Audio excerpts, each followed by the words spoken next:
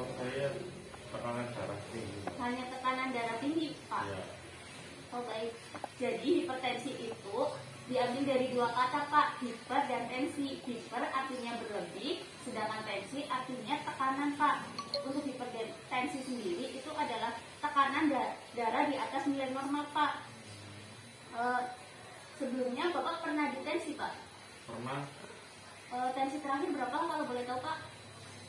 110/90. Itu tensi terakhir. Baik, untuk 110 itu disebut sistolik, sedangkan untuk yang per 80, Pak, Ya, per 90 per 90 itu diastolik.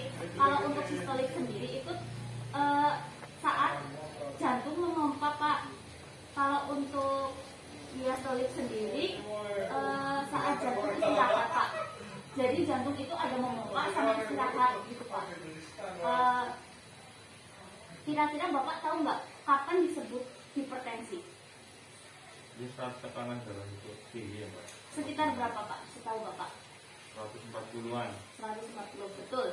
Bila tekanan darah lebih dari 140/90 mm hidrogen dari 3 kali pemeriksaannya itu berjarak, Pak, dari 1 minggu sampai 2 minggu. Itu diperiksa, terus ada kenaikan, itu disebut hipertensi, Pak. Terus diperiksanya itu saat keadaan santai, dan bila tinggi sekali tidak perlu diperiksa beberapa kali, Pak. Jadi bila Bapak periksa ke dokter terus tinggi terus, itu nggak perlu diperiksa lagi, Pak. Begitu. Bapak tahu klasifikasi untuk hipertensi sendiri, Pak? Enggak. Jadi untuk klasifikasinya ada 4, Pak. Yang pertama normal. Normal itu kurang dari 120 bagi sistoliknya yang tadi pertama, Pak.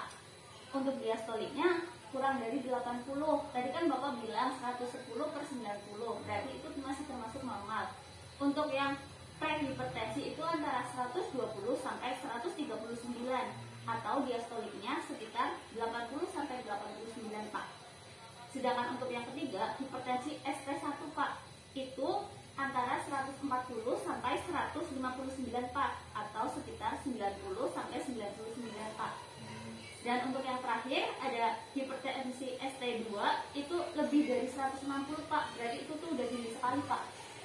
Untuk diastoliknya lebih dari 100, Pak. Apakah Bapak tahu penyebab hipertensi sendiri itu apa? Enggak.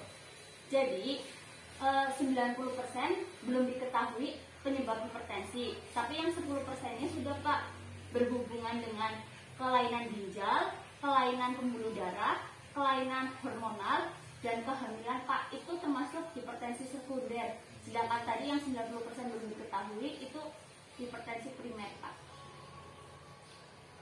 Selanjutnya ada, Bapak tahu nggak gejala-gejala hipertensi? Enggak. Jadi sebagian besar gejala-gejala hipertensi itu rasa berat, sakit bagian belakang kepala, Pak. Jadi Bapak sering pusing atau nyeri di bagian kepalanya, itu bisa jadi hipertensi.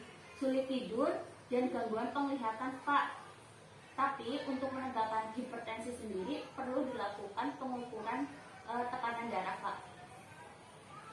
Gitu, Pak. Sampai sini ada yang ditanyakan, Pak? Belum, Pak. Belum. Cukup jelas, Pak. Tahu. Untuk gejala lainnya ada sakit di bagian dada, Pak. Terus jantung berdebar-debar, Pak. Saat bernapas, Bapak terasa nafasnya itu pendek, mual dan muntah, mimisan, lemah, kelumpuhan, gelisah atau perubahan mental, Pak. Dan kesadarannya turun, jadi sering pingsan gitu, Pak. Bapak tahu nggak komplikasi dari hipertensi itu sendiri di organ apa aja? Enggak, Pak. Jadi ada beberapa organ yang terkena, Pak. Yang pertama ginjal, itu akan menyebabkan gagal ginjal. Untuk yang kedua otak. Otak itu akan mati jadi stroke, Pak.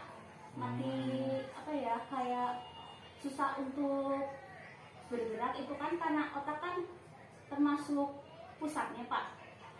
Yang kedua ada mata. Mata itu akan menyebabkan kebutaan, Pak, atau susah melihat. Dan yang ketiga ada pembuluh darah, penyakit pembuluh darah putih.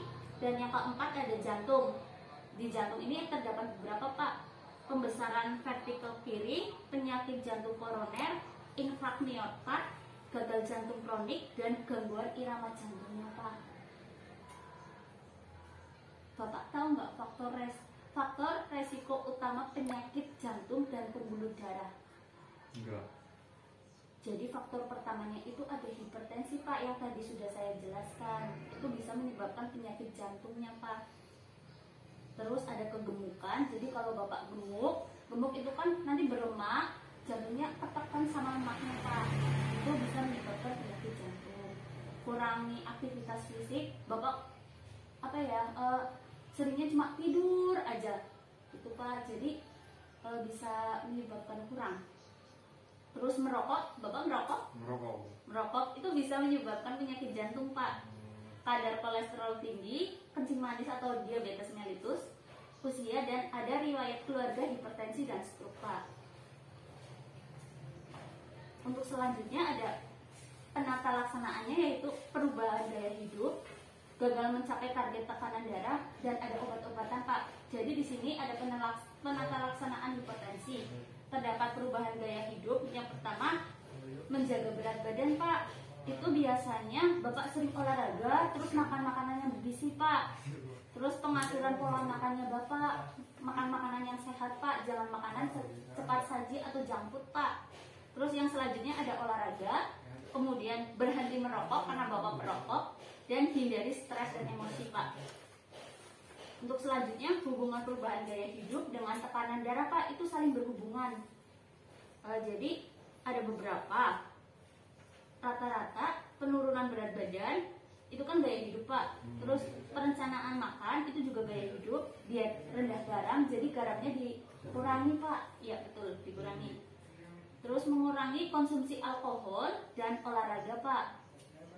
Untuk selanjutnya ada kapan sih kalau misalnya Bapak hipertensi, kapan sih waktunya Bapak minum obat? Tahu nggak Pak? Enggak. Bila tekanan darah Bapak lebih dari 160 per 100 mm hidrogen, itu Bapak harus cepat-cepat ke klinik kesehatan atau puskesmas Pak. Karena 160 itu sudah tinggi sekali Pak. Dan target tekanan darah itu lebih dari 140 Pak. Itu sudah hipertensi. Seperti yang tadi kita bahas sebelumnya Pak. Untuk selanjutnya ada strategi pengobatannya Pak. Jadi kapan sih kita waktunya mengobati hipertensi itu? Yang pertama, pengobatan dalam waktu lama atau bertahun-tahun atau seumur hidup. Karena hipertensi ini kan termasuk penyakit keturunan nih Pak. Terus memerlukan kombinasi, ada beberapa macam obat Pak. Jadi ada beberapa macam obatnya Pak. Dan obat-obatan harus dapat ditoleransi dan dijangkau Pak. Maksudnya itu dapat ditebus secara mudah. Contohnya dekat dengan apotik Bapaknya. Terus ada beberapa jenis obat yang disebut ABCD Pak. Itu obat hipertensi. Yang pertama ACNA inhibitor, yang kedua beta blocker, yang ketiga kalsium channel blocker, dan yang keempat diuretik Pak. Itu mungkin bisa Bapak tanyakan ke dokternya, karena saya hanya memberikan penyuluhan kesehatannya Pak, pengetahuan sedikit. Terus bagaimana deteksi dini hipertensi, Bapak tahu? Enggak Pak. Jadi yang pertama, tekanan darah. Sekali lagi Pak, hipertensi itu bisa diketahui saat Bapak mengetahui tekanan darah Bapak. Yang kedua, pemeriksaan minimal itu setiap sekali dalam setahun Pak. Dan faktor risiko penyakit jantung dan pembuluh darah itu pemeriksaan untuk tekanan darah sesering mungkin. Kalau Bapak ada penyakit jantung, terus pembuluh darah sering-sering Pak, Bapak harus sering-sering untuk memeriksakannya. Terus satu lagi Pak, jangan lupa tekanan darah hanya dapat diketahui dengan mengukur, bukan sekedar dengan keluhan. Jadi tadi kan disebutkan beberapa gejala dan keluhan. Itu belum tentu hipertensi Pak, tapi Bapak perlu mengukurnya kembali. Yang kedua, kontrol tekanan darah, yaitu dengan makan makanan yang sehat, berolahraga, dan lain-lain. Jaga gaya hidup yang baik, minum obat secara teratur Pak. Mencegah jauh lebih murah dan mudah dibandingkan mengobati Pak. Iya. Sekian dari saya. Apakah Bapak ingin bertanya? Enggak, Mbak. Cukup jelas Pak. Cukup, Mbak. Terima kasih atas bantuan Bapak dan ketersediaan Bapak untuk mengikuti penyuluhan ini. Saya mohon maaf apabila ada kesalahan. Selamat pagi Pak. Terima kasih. Saya pamit nih Pak. Iya, terima kasih. Sami-sami.